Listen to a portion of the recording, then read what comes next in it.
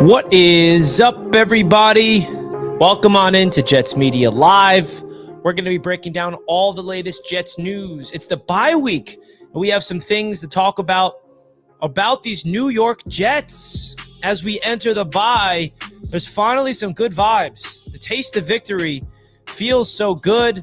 Yeah, I know the win does not mean much for anything in terms of making the playoffs, but hey, a win is a win, and I'm not going to let that winning feeling disappear until we're back talking about Jets in the Browns coming up soon. But there's some news around Jets world that we need to break down, because the next time the Jets play a football game, it will be after the trade deadline. So there's some things that I think we need to all talk about. Justin Fields had a breakout performance. What do we expect from him after the bye? And there's a lot of names circling around the Jets world in terms of trade. Will the Jets sell? Will they buy? Will they be active? Will they not be active?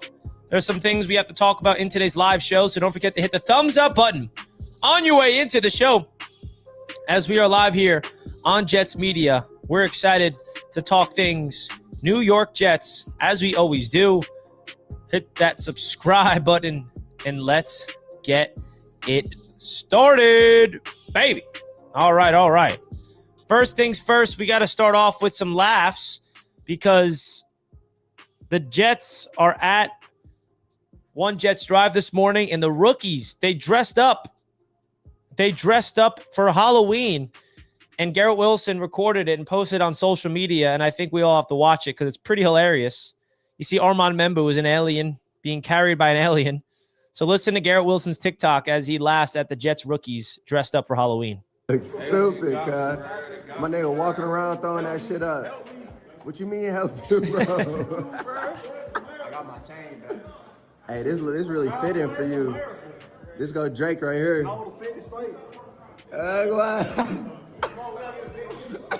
niggas hard. Hey, who idea this was? Glass, fuck no. Oh, that's hilarious, man. That video is everything. I thought that was so funny. Seeing Armand Membu he's like, yo, help me, bro. They got me. That's hilarious, man. Shout out to the Jets having some fun heading into the bye, getting the rookies to dress up for Halloween. I thought that was a good way to start it off. I think that's hilarious. Let's do it, man. Let's do it. So let's get into the chat first and foremost. Make sure you guys hit the like button if you did not already. I'm excited to talk things Jets in today's show. So let's get it. The first piece of news that we need to break down is this right here. Trade deadline is here, folks. The Jets are getting trade calls for defensive tackle Quinnen Williams and Breece Hall, according to Ian Rappaport. So that's how we need to start off this video, is talking about the trade deadline. What will the trade strategy be for these New York Jets? Because you can argue there's a lot of different ways the Jets can go at the deadline. We heard that Breece Hall has been linked to trade rumors since this new regime took over. Now Quinnen's names is being mentioned. We heard Jermaine Johnson is not going anywhere. I think we can all agree that Garrett Wilson and Sauce Gardner are two untouchables. So where will the Jets go? Are they going to trade Quinnen Williams? Are they going to trade Breece? Are they going to trade anybody else? We're going to break that all down in this video. Don't forget to hit the like button if you guys enjoy the content here on Jets Media, and comment down below your thoughts. What do you think the Jets will do at the trade deadline? Will they trade away some of these players, or will they keep them? Could they be trading for players? Maybe they're buyers at the deadline. And no, not buyers because we're trying to make a run right now. Buyers similar to how they traded for Jarvis Brownlee Jr., who has been an absolute beast for this Jets football team. That's someone that the Jets are excited to have on their team to build with for the future. So could there be a player like Jarvis Brownlee Jr. out there that the Jets can target to fit this culture and this regime of Aaron Glenn's New York Jets? Well, we're going to talk about that right here. But I first want to get into the report of this is Ian Rappaport, excuse me. So Jets are getting trade calls for defensive tackle Quinnen Williams and running back Breece Hall. Raiders wide receiver Jacoby Myers is also drawing interest. So let's read this article together. One more week of football remains before the NFL trade deadline, and perhaps unsurprisingly, the New York Jets and Las Vegas Raiders have been fielding calls New York Jets 3-time Pro Bowler Quinnen Williams and his teammate running back Breece Hall have garnered plenty of interest. Okay, we don't really care about the Jacoby Myers situation. Williams is likely to be the most intriguing with the November 4th deadline approaching, as Myers and Hall's names have been... Yeah, I mean, I really do find it hard to believe that the Jets are going to trade Breece, but we'll get into that. It would take a huge offer for the Jets to consider parting ways with Williams. However, Ian Rappaport reported. As for Hall, Rappaport said it remains unclear if New York is ready to move on. And then they talk about Jacoby Myers. So, when it comes to Quinnen and Breece, these are the two biggest names that is going to be linked to the Jets at the trade deadline for sure. And I think when you look at it from this lens, starting off with Quinnen Williams here, I mean, I really feel like Quinnen would get the most out of any player on this team in terms of value, in terms of trade assets, what the Jets will get in return. According to Connor Hughes of SNY, he was talking about what type of draft pick the Jets could get for Quinnen Williams, and he mentioned like a second-round pick or something like that. I don't know if I would be down for that as a Jets fan, wanting to give up on Quinnen for a second-round pick. The presence that he brings on the defensive line is not you can't replace that. You really can't.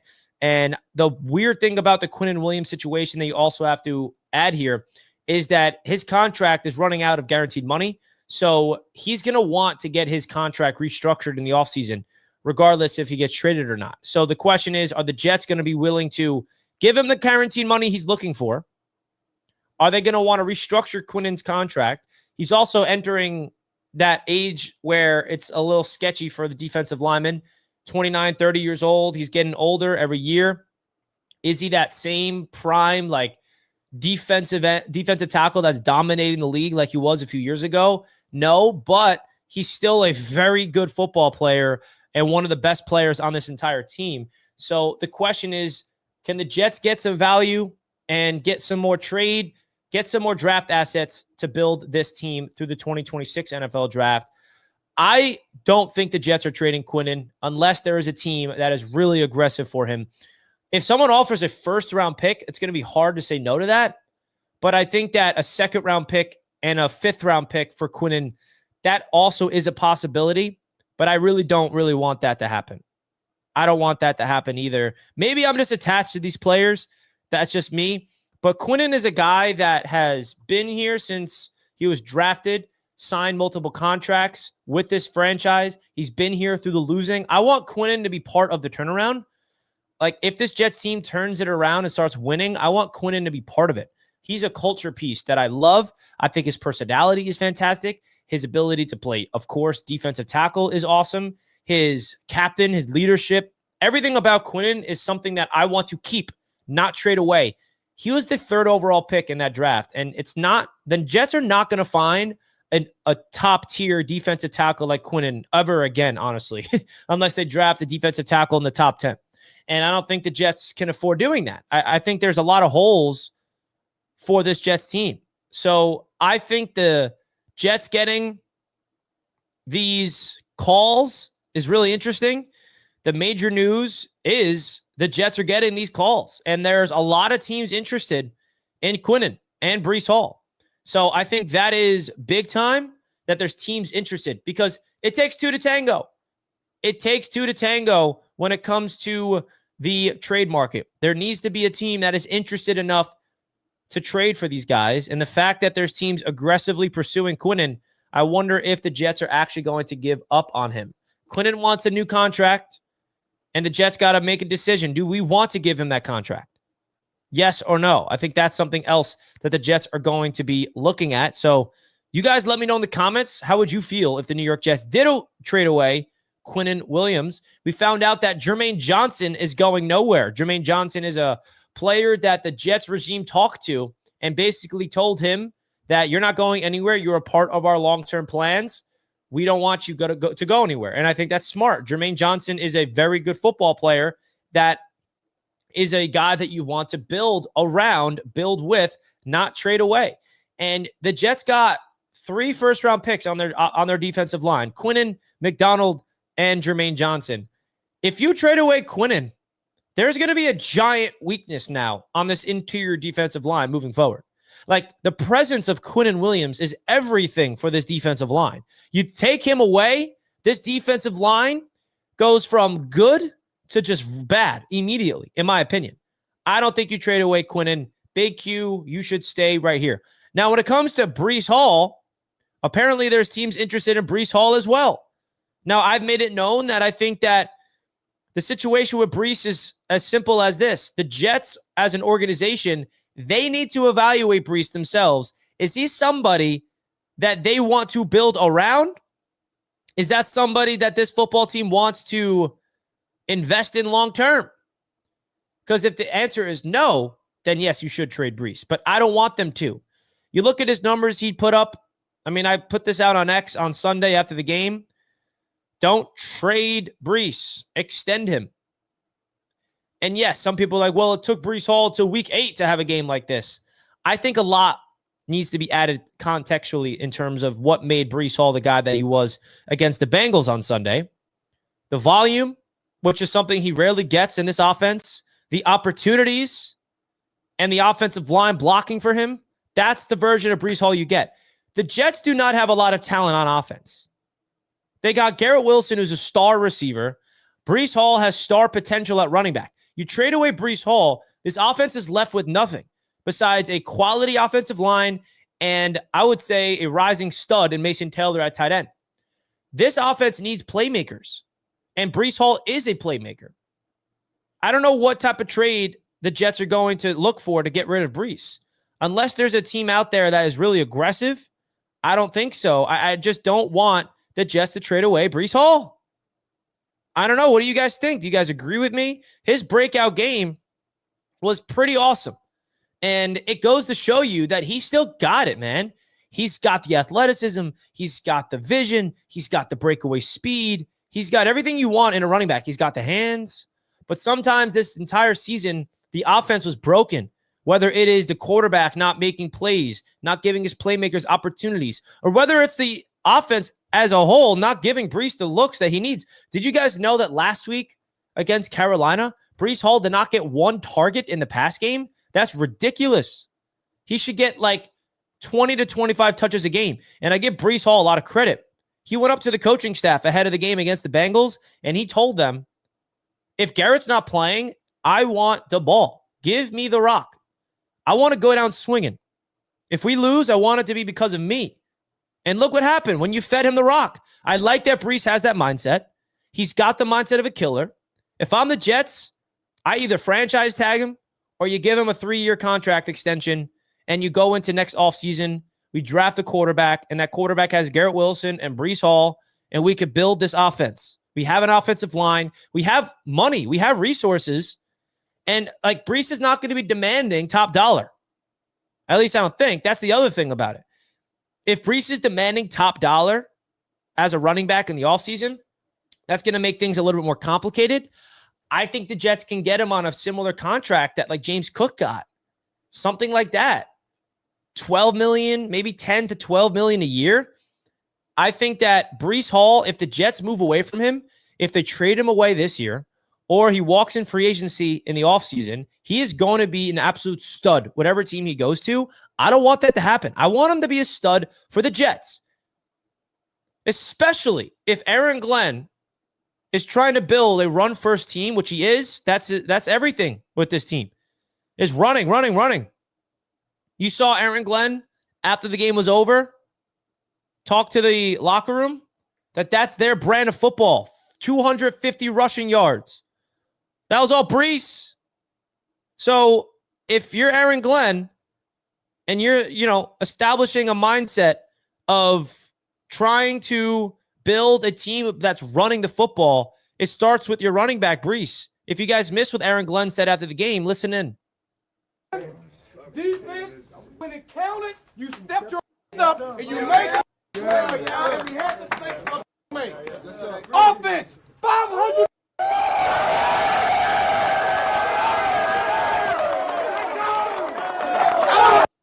Brand, 254 rushing yards. Man, I love this group. And man, from here on out, grit. Because I told you during the offseason, man, we have to create an advantage. We did. But you showed all the grit in the world to win this game. Good flight home. Grit, 254 rushing yards is what he highlighted. Shout out to Isaiah Davis as well. So I think that if you want to keep that energy of running the football, you don't trade Breece, Aaron. The Jets don't play a game again until the trade deadline passes. So if you're going to establish that mindset of grit, running the football, run first team, and then you go around and then all of a sudden you trade away your most talented running back, I don't know. Rushing is the brand that Aaron Glenn is building here. So I do not trade Breece. You get Braylon Allen healthy. You got Isaiah Davis, who's shown a lot of potential as a backup third down running back, and you let it roll with it. So I don't think the Jets should consider trading away Breece Hall. That's how I look at it. So I'm on the keep Breece train. I think the Quinnen Williams situation is a little bit more complicated just because of the contract situation with Quinnen. And he also gives you the most opportunities to get a lot of draft capital if the Jets want to do that. But I'm also on the train of do not trade away Quinnen. He's not replaceable. You trade away Quinnen, all of a sudden this defense, it's going to take a giant step backwards because the presence of Quinnen alone on that interior defensive line opens up so much. Now, if there was a player that I think is going to get traded, if I had to predict the most likely player on this Jets football team to get traded, it is going to be Michael Carter II, the slot corner. He lost his job. The Jets made a trade for Jarvis Brownlee Jr., who is playing fantastic football, might I add. Jarvis Brownlee Jr. has been playing fantastic football. Got the game-winning pass breakup on the last play of the game against the Bengals. And now Michael Carter is the backup. He was on the field in certain packages and all that. But I think that now with Brownlee becoming an absolute stud, I think that the Jets are going to trade away Michael Carter II. And I don't think it's going to be for a big trade. It'll be a late pick swap probably. The Jets will trade away Michael Carter and like a 6th and get back a 5th, something like that. And I'm not upset about it. It's unfortunate that after Michael Carter got his contract last year before the season, he kind of fell off. He got injured last year, was never the same. And it's sad. But the good news is we got someone that's replacing him and playing really, really good football. And that's Jarvis Brownlee. So I can see Michael Carter going. And that's more about the addition of Brownlee. He's an absolute stud, folks. And I think that if you're a Jets fan, you're not hyped up on the potential of Brownlee. Don't miss Michael Carter when we trade him away. He was great with the solid version of the Jets. He was. I'm not going to take that away from him. But I think his time as a Jet is slowly coming to an end. It's slowly coming to an end. And listen to Brownlee. If you haven't listened to him, he talked to the media this week. We showed that when it came down to the game, when we had to do what we were supposed to do, guys locked in. We held each other. And that's what you want to see in the defense. But we got to start off like that. We got to start off fast. And, guys just got to get on the same page. The communication is the main key. And we got to make sure we all on the same page. And I think we showed. Communication is the main key. I love Brownlee.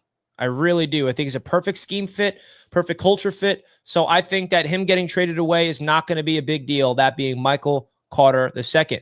Now let's move along to another player that I think has a chance to be traded. This is a guy that is a pending free agent as well. And it is somebody that is finally back on this football team, and that is Quincy Williams. I don't know what the Jets going to do. I mean, Quincy Williams is another really good player, former All-Pro, somebody that I can see the Jets go after and extend. But if they don't, and the reason why these guys are being talked about is Quincy Williams is up. His contract is up. He's a free agent. So is Breece. So you got to look at the contract. If the Jets look at these players and do not see them as long-term answers, they don't give them any opportunities to be a long-term piece here, then they should trade him away. But I don't want to trade away Quincy, man. You saw the juice he brought. He had a big tackle for loss on Sunday. He looks like a really good football player. He is a very good football player. And that's a guy I'd rather the Jets keep, man.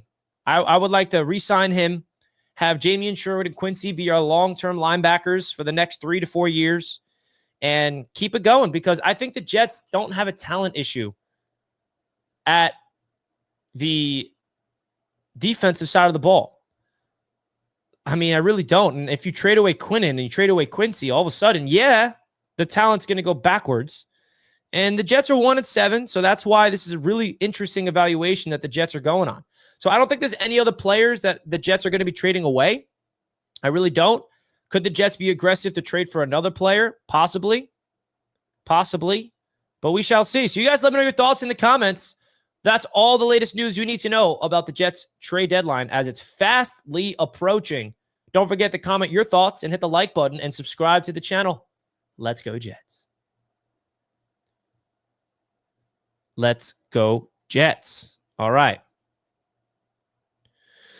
I disagree. We have a talent issue at linebacker. I think Jamie Sherwood and Quincy Williams are two talented individuals. I mean, the backups behind them, maybe. We got a super chat. That's debatable. $2 says, go get Shador or Myers for a 3rd round pick. Shador or Myers? I don't think the Jets are going to be at buyers. I don't want Shador Sanders. No thank you on that. I think that is the last quarterback that would work here. So pass. Maybe the Jets go after Jacoby Myers to get a wide receiver, but I would find it hard to believe the Jets are buyers like that and be aggressive. I really do. I really, really do, man. I think that I'm looking at this team not just for this year, but for next year as well. And I think that there's going to be a high price tag for these guys. I really do. I think there's going to be a high price tag. Richie, you are 1-7. And you want to hold on to everyone. I mean, I'm good with trading away Michael Carter II. The players I don't want to trade are Quinnen and Breece. And the reasons for that I just outlined. Right? We will trade for Briggs and Brownlee kind of players. Very true. Harrison Phillips. I mean, I'm not going to lie, dude. Some people are not going to want to hear this because we're 1-7 and people don't want to be optimistic ever. But Brandon Tierney of the WFAN came out with a good post on X. And he's saying good things about Darren Muji. Early signs are in. The man has been low-key cooking. Armand Membu, Mason Taylor, Brownlee, Stevens, and the punter. These are all hits. Throw in Malachi Moore, I think, is a very good draft pick as well. Azaria Thomas not looking too bad, but we shall see. Brandon Stevens, man, that's a guy that is having a surgence. You talk about somebody that is proving all of his doubters wrong. It is Brandon Stevens. Brandon Stevens deserves a lot of credit, man. A lot of credit, because he was one of those guys that completely was, at the time, overrated and overpaid. Why do we pay him that much? But he's been fantastic, man. Look at the numbers, too. Brandon Stevens is the highest graded corner in the entire NFL by PFF since week 4. His 82.2 grade ranks first among 72 qualifiers over the last 5 weeks. 82.9 PFF coverage grade ranks second.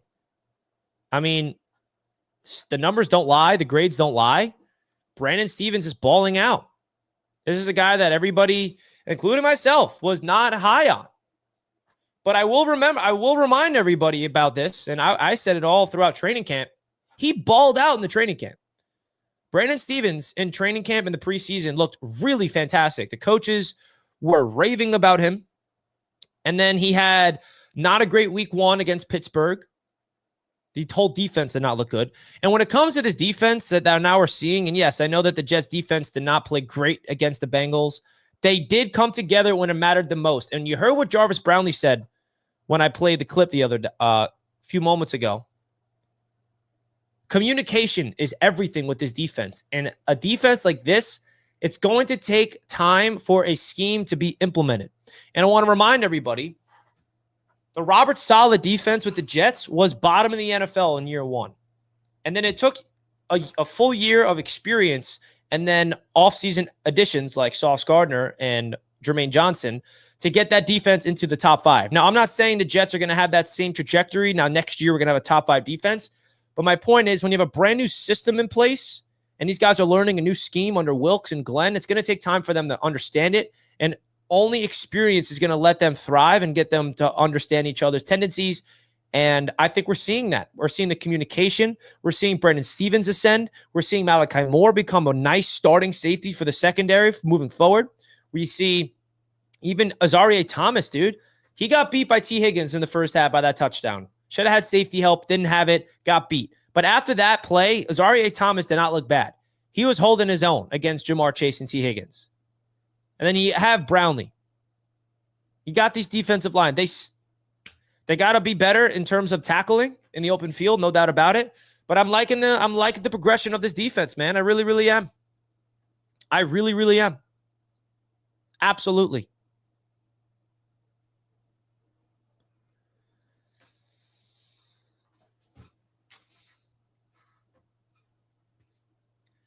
Aaron Glenn deserves his praise. Why to not give up on Aaron Glenn? I have been consistent with my take on Aaron Glenn, and I'm not letting go of the rope. And I don't care if I say some things that the majority of Jets fans disagree with. I'm someone that comes on this microphone. I say opinions, and you guys have every single right to disagree with me.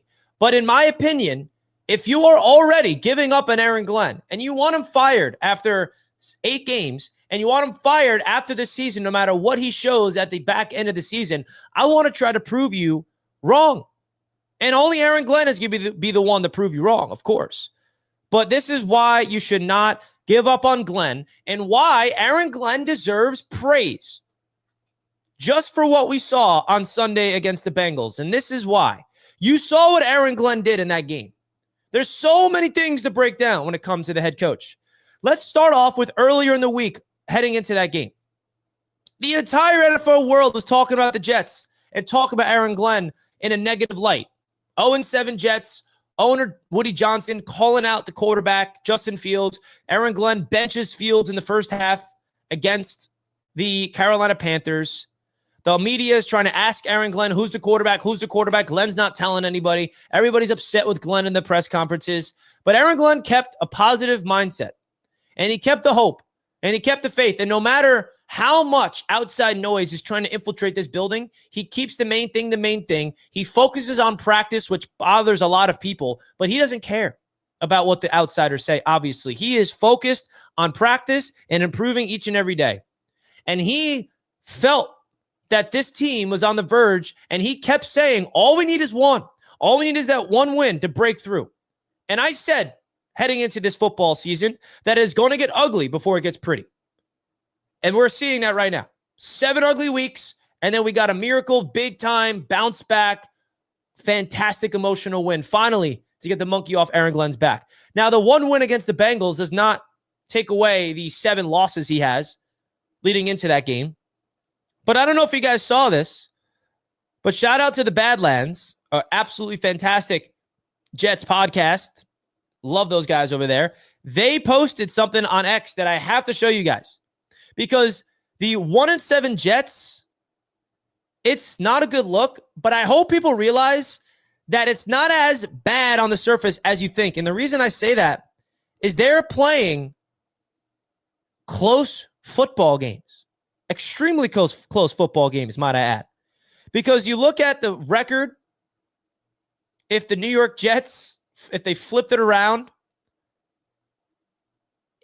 this is a wild graphic that I saw. The Jets would be 5-2 if you just flip each one possession game and they had the opposite result. And the craziest thing about this is that the win we just got against the Bengals flipped to a loss in this. So this means nothing. It's a what if. But my point is the Jets are competitive this year. They're just not winning in the last moments. That Tampa Bay Buccaneers game, they came all the way back, took the lead, and then unfortunately the defense cannot get the stop late in the game, and the Buccaneers won. That Steelers game, I mean, we can go week by week and break it down. But I think the fact that we haven't won a game all season and we finally got one on Sunday, people are looking at the Jets and Aaron Glenn that he is an absolute dysfunctional mess. I disagree. I'm seeing progression. I'm seeing the last 3 weeks of 11 total penalties in 3 games. This is progress, folks. I'm seeing a team that is defensively improving.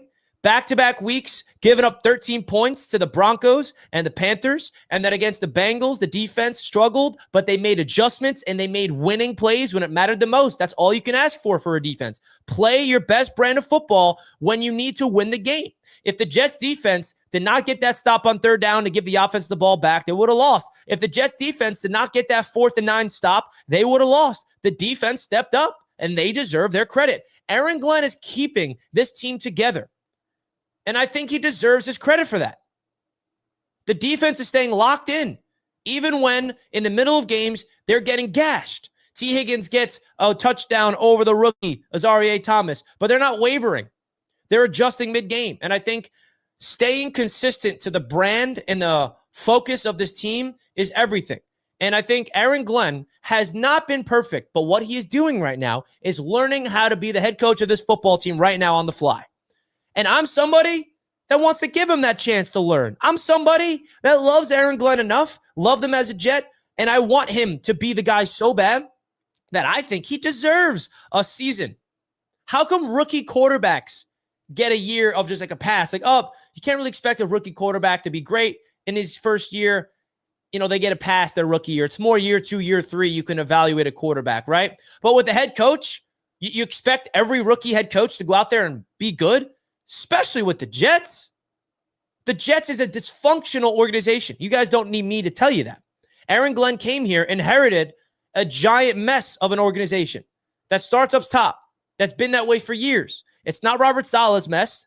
It's not Joe Douglas's mess that he inherited. It's Woody Johnson's.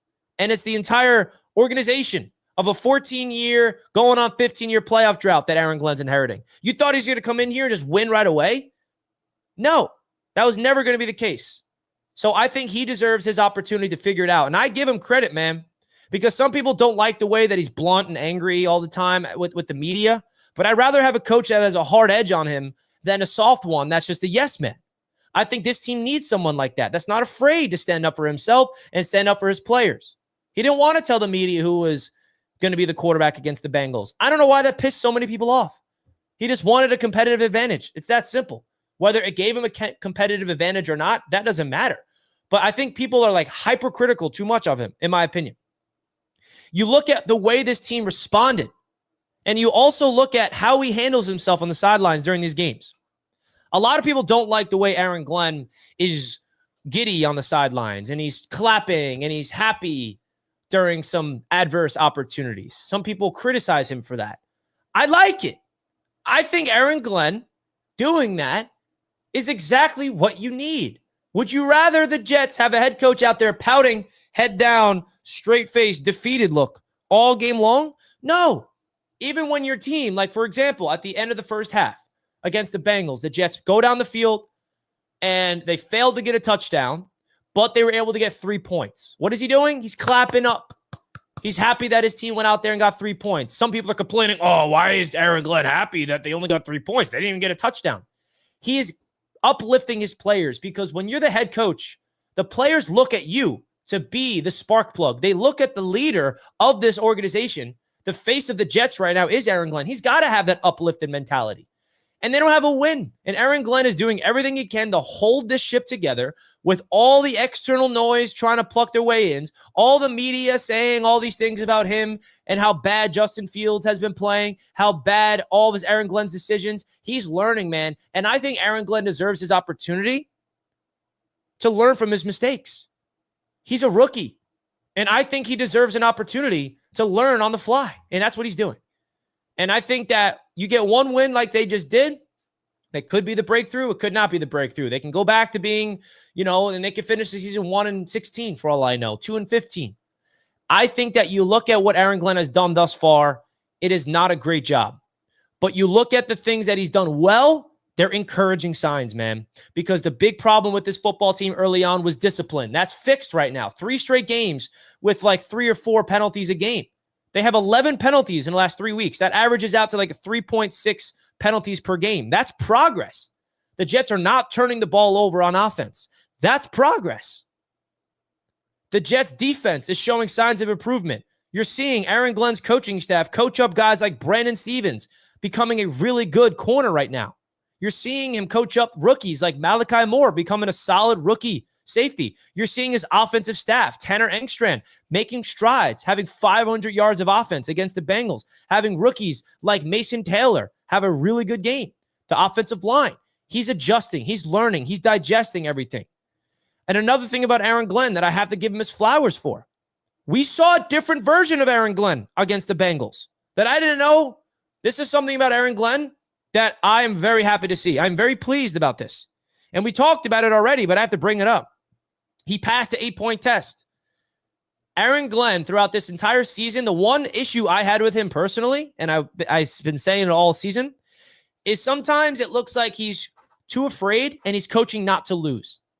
And you're like, okay, well, I don't like that. I don't want to have a coach that is so afraid. And there was time, I forgot which game it was. Maybe it was in London against the Broncos, the end of the first half, where Garrett Wilson got really frustrated with Aaron Glenn. There were some times earlier in the season where you can tell Aaron Glenn is just trying not to make mistakes, trying not to do anything, not aggressive, being very conservative, just coaching his team not to lose. And then in this game, that was not the case. He was aggressive. And then he talked and had a very interesting quote that I absolutely loved, by the way. Aaron Glenn said something that absolutely woke me up. Absolutely woke me up. I don't know if you guys saw this quote, because I did, and I was absolutely blown away by it. Because what he basically said is you need to learn how to not lose games before you can win them consistently. And I think that quote right there is fantastic. I really do. Because what Aaron Glenn is saying is basically you have to learn how to not lose these games and be a team that beats yourselves before you can go out there and be aggressive and go steal games with aggressiveness. Okay, I like that. Now, you saw against the Bengals, the Jets, they get a touchdown. They're down by 8 points. You can either kick the field goal to make it a 7-point game or go for 2 and make it a 6-point game.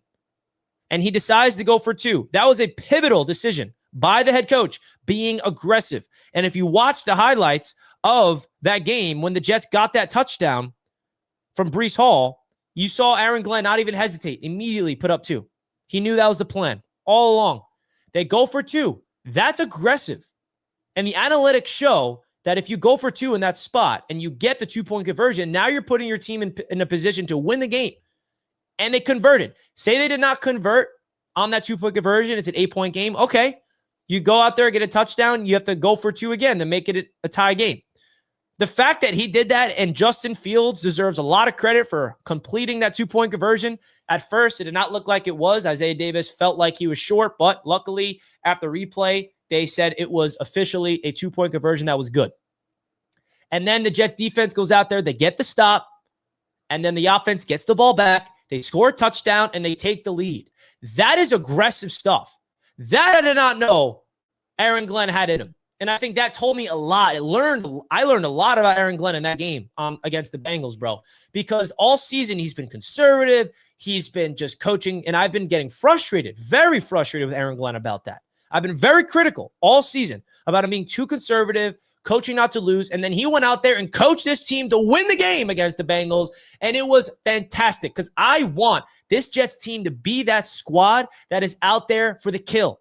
It's similar to the Detroit Lions with Dan Campbell. That's what makes Dan Campbell Dan Campbell. They go for a 4th down all the time. They go for 2 points. They're aggressive. I want to bring that to the Jets. I want to have a Jets football team that embraces that, where they have so much confidence out there that on 4th down and 3, they're going for it and getting it.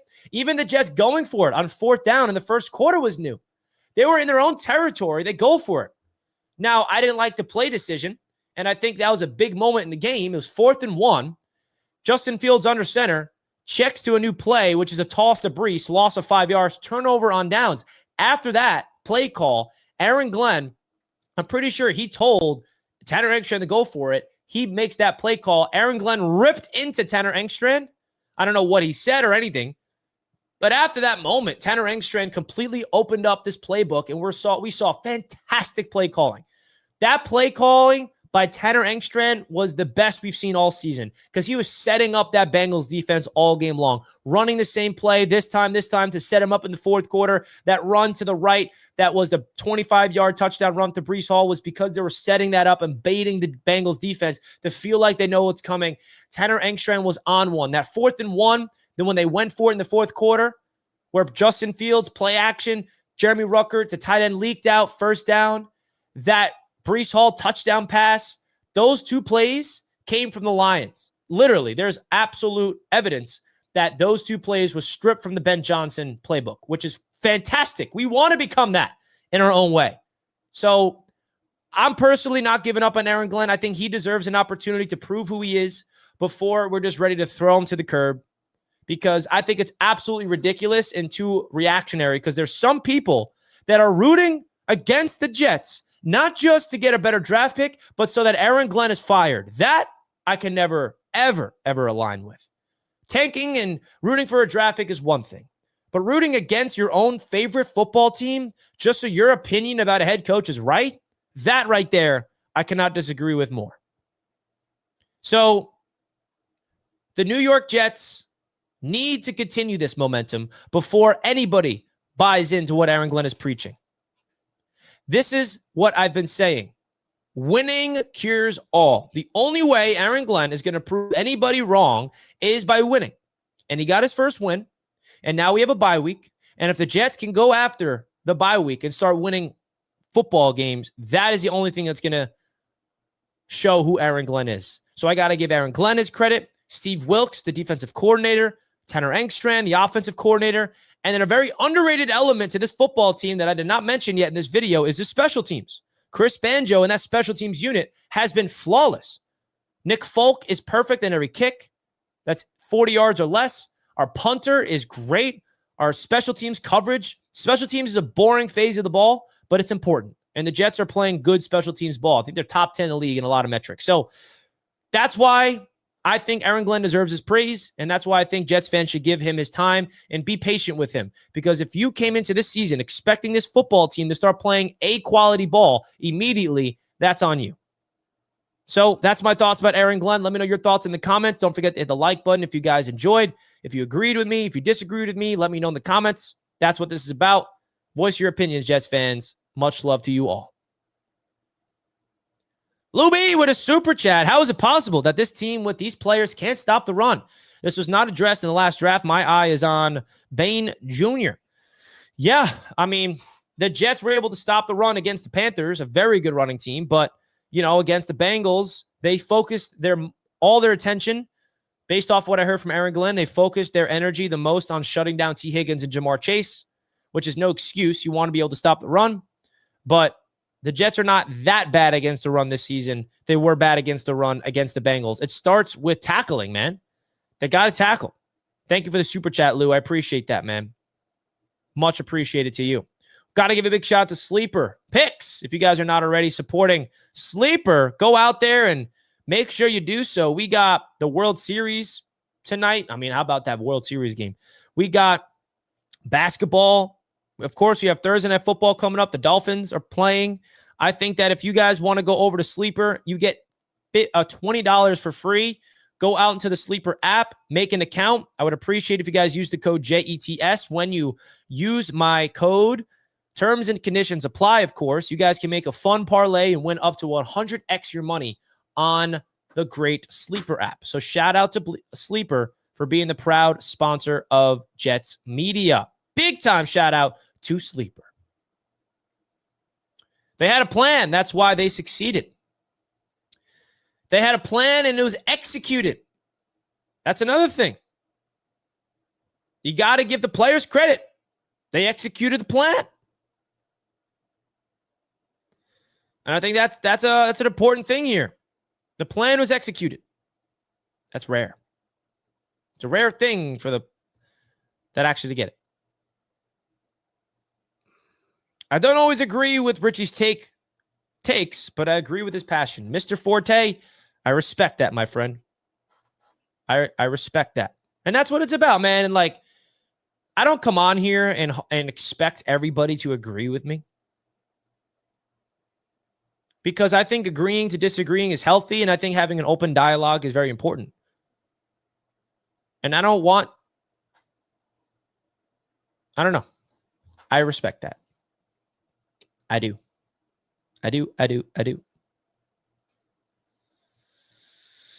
Woo! This has been a lot of fun, man. I'm not going to lie to you guys. It's been a lot of fun. All right, what's up next on the agenda? What topic do we get into next, folks? What do you think? What should we talk about next? Shout out to the chat. Make sure you guys hit the like button. Appreciate you guys. I agree. We're going 10-7 and winning the Super Bowl.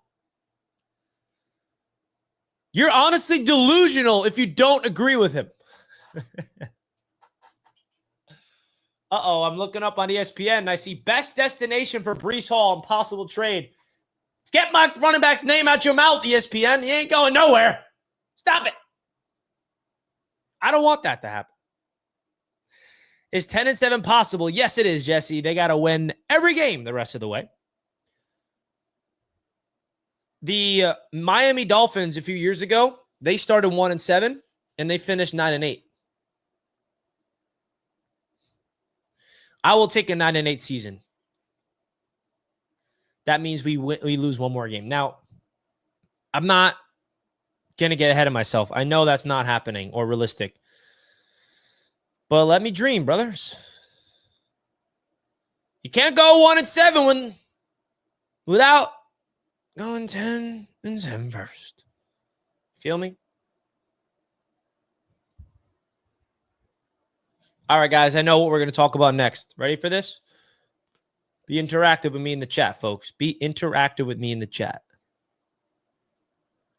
5 things the New York Jets must fix during the bye week if they want to go on a run. Yes, I said it. I'm not afraid to make a video all about what the Jets need to do in order to potentially go on a run. And what does a run mean? That just means winning football games. That does not mean go on a run to make the playoffs and go into the playoffs. That's not what I'm saying. But the New York Jets are 1-7 at the bye, and I think they have an opportunity here with the Browns straight out of the bye, and then on Thursday Night Football against the Patriots to absolutely break through. Aaron Glenn and this entire team, after every loss, and even after the win, they said, all it takes is one win. And they tasted that victory now. Now, what can this Jets team do? What are the 5 things that they absolutely need to fix in order to completely break through and become a winning football team? We're going to break that down right here.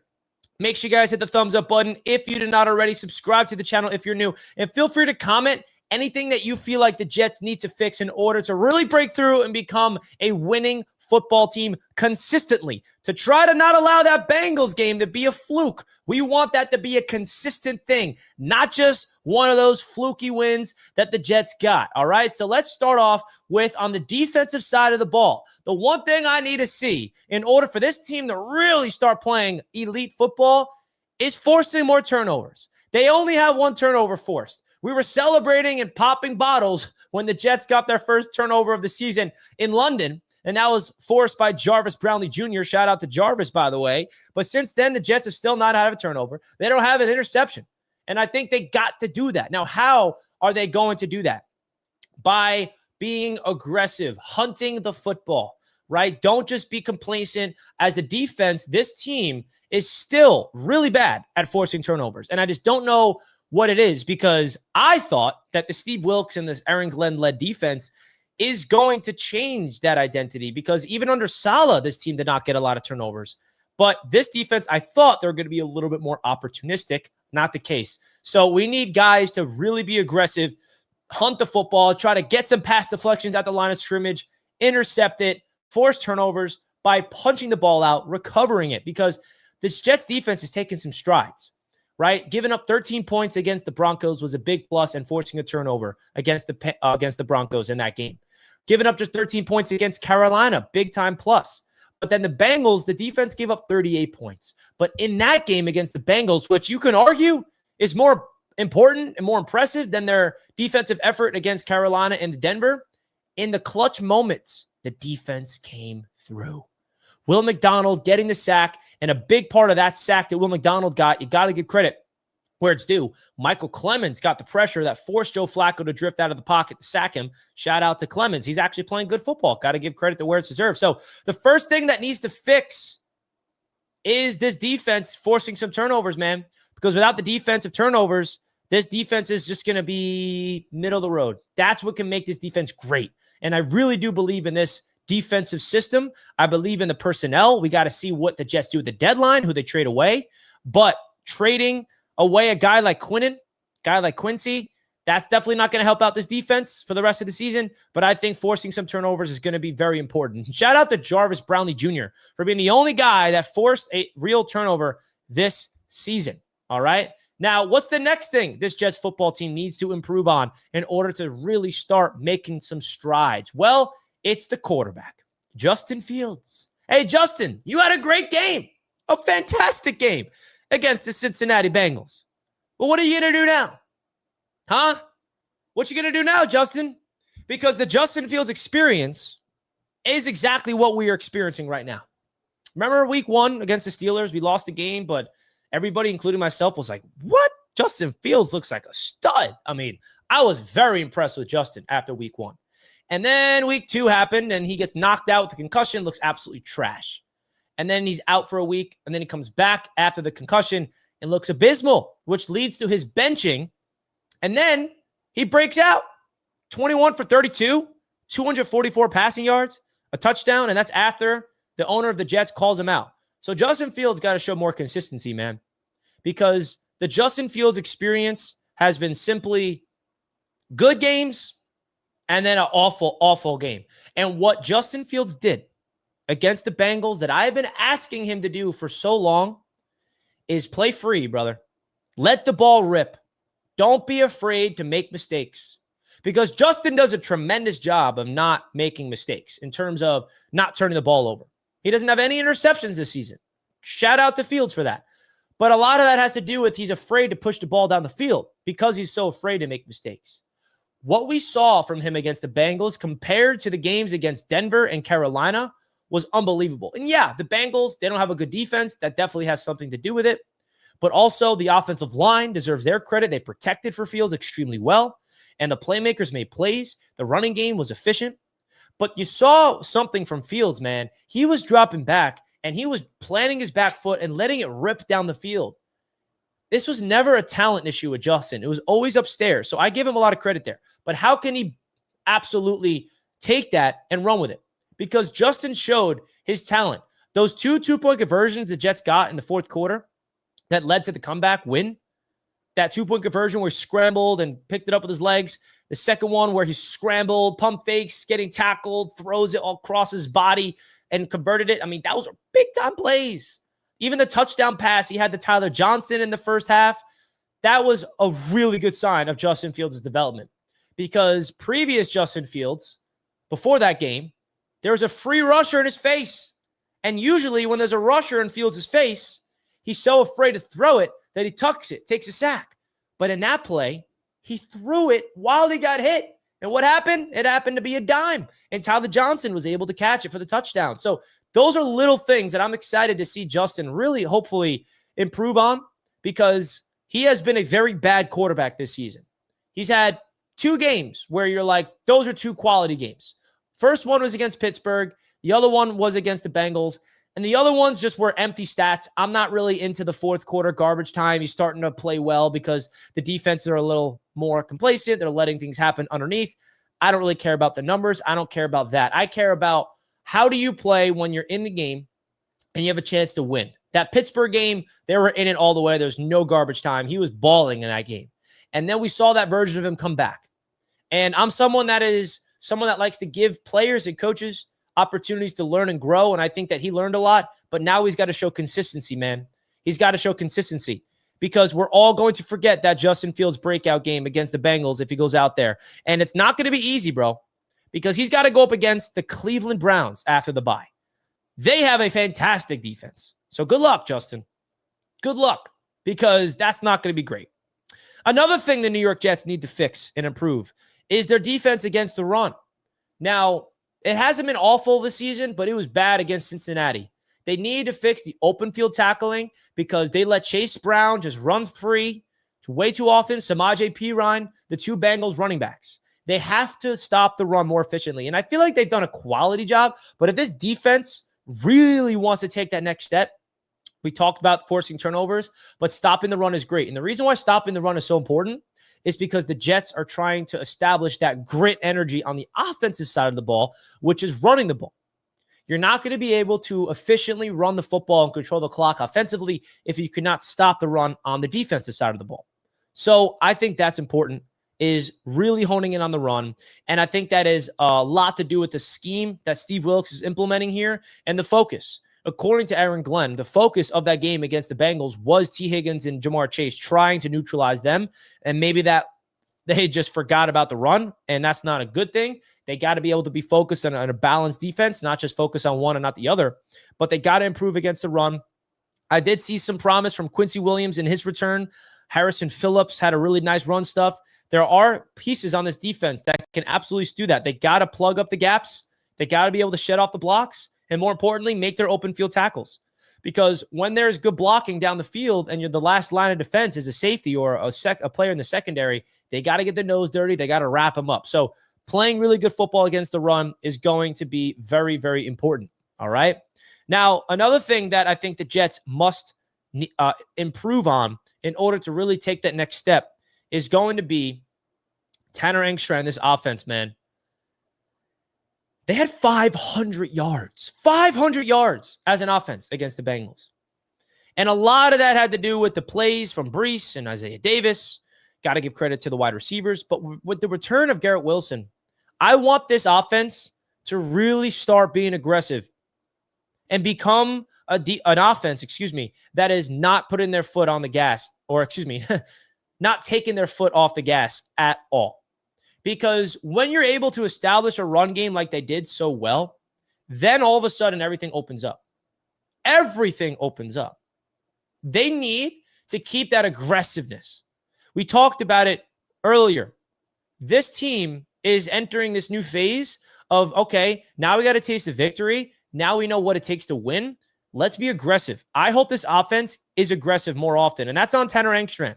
Because the complacency and the conservative offensive play calls is not going to do anything with this team. When you're too reluctant to throw the football down the field and you're not going for it on fourth downs and you're just going swing passes or you're just going underneath and you're not stretching the ball vertically and you're just going horizontally and running the ball into a hole, like that absolutely needs to continue. And that has been a big issue all season long. Okay? It was not an issue on Sunday against the Bengals, but it was an issue every game up until that game, which is why I'm making sure that is important that this Jets team needs to continue to focus. Their aggression is everything, bro. Because now you got nothing to lose, bro. You're 1-7. Go out there. And that does not mean you pass the ball 50 times. No, you impose your will on the ground. This offensive line is playing fantastic ball. Really good football.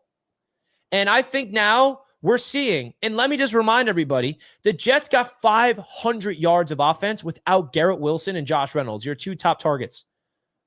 Shout out to Tyler Johnson. Shout out to even Isaiah Williams, Mason Taylor, Breece Hall, Isaiah Davis. Like these guys stepped up. The offensive line, like when Justin Fields, of course, but with Garrett Wilson coming back, they absolutely must give Garrett Wilson 10 plus targets a game. And that's something that drives me mad, bro. All season, I didn't understand. Why does Garrett Wilson not have the volume? You saw what Breece Hall did? That was because of the volume. And that leads me into my next thing. Feed Breece and Garrett. These are your two best players. We don't know if Breece would get traded or not. If he does not get traded, did you see how many touches Breece got? And did you see what he did with it? That was the first game all season Breece got that many touches. And I don't know why it took so long for the Jets to realize that Breece Hall is a running back that needs the targets, needs the looks, needs the carries. Feed Breece and get Garrett Wilson the ball. Those two guys are that good. Specifically Garrett Wilson, bro. He needs to be a focus point. And get creative with Garrett. Don't just have him outside and run like these little, in routes over the middle of the field, and that's it. With his quick out routes. You're seeing Garrett Wilson go in motion and then have a quick little out. Like, you got to get him involved. A drag over the middle, get a screen pass going, a nice option route. Like, I think you got to feed number 5 and number 20. You got to get Garrett Wilson involved in a creative effort. All right? So you got to get him involved. So shout out. Shout out to everything that we need with this football team. I love everything about this squad, and I think that what this team represents is we're trending towards something, and that is aggressiveness. Absolute aggressiveness. Absolute aggressiveness. And I feel like that's something that I have not seen in a while, and that leads me to my last point.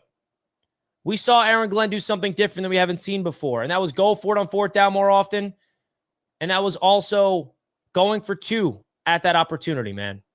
Going for 2.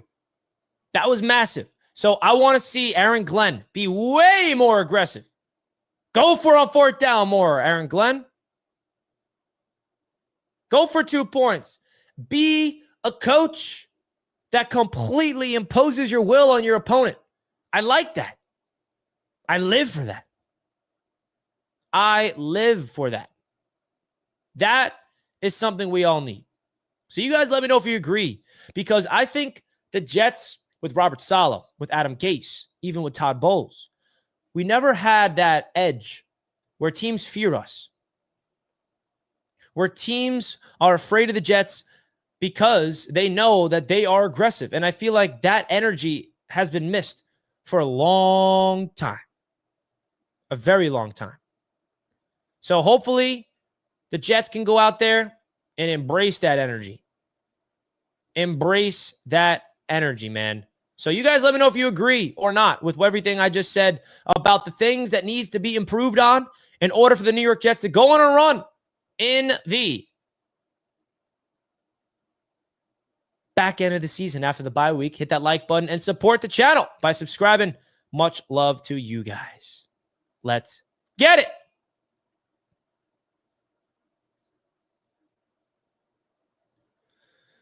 Woo. We had a lot. We broke down a lot, man. We broke down a lot. Feature Tyler Johnson. I agree. I like Tyler Johnson. I was a big Tyler Johnson guy all throughout the offseason.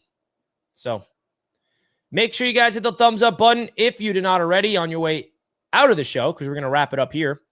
Don't forget to hit the thumbs up button if you did not already, folks. Cannot thank you guys enough for all the support that you show on Jets Media.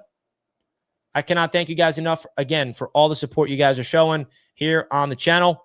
Hit the subscribe button, hit the like button on your way out. We're going to wrap it up here. Jason, good points, Rich. I agree with all of them. Thank you, Jason. I appreciate that, my friend. I'm out of here, folks. Enjoy the rest of your day. Knicks on NBC tonight. I'll be tuned in. Stay tuned for more content. Your boy's out of here. Thank you, guys. I'm out. Peace.